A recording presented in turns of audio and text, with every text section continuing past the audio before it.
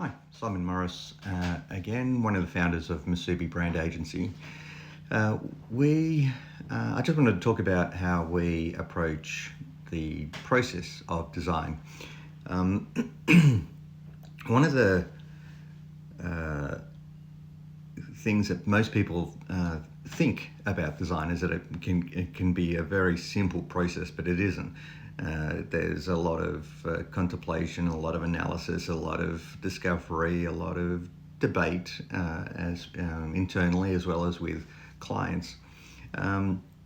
So we use Japanese design principles through our design, but there's still a process where we have to unearth all the key values and benefits and risks and weaknesses and strengths and the desire to invest within a particular market, or is it due to culture?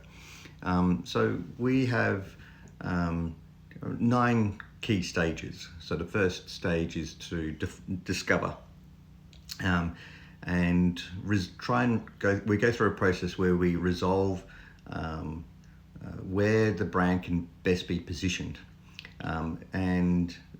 So there's gathering a whole range of different data and research and market information, and then we analyze that information, and we use brand architecture as a tool to as a lens to be able to identify where certain products need to be communicated, how should messaging be expressed, what are the visual, colors, language, tone of voice assets that need to be pushed forward, what can we jettison.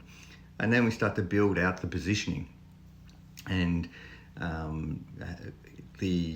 moving the organization from a location to another place in the marketplace, or to lodge an idea in the minds of the consumers. And once we have a sense of that positioning, then we start to work on a single organizing idea.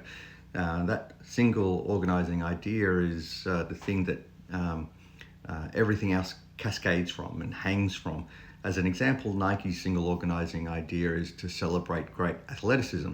And we see that in all of their communication. It's not a tagline, it's such a thing that sits behind their branding. It also allows them to focus on strategic markets.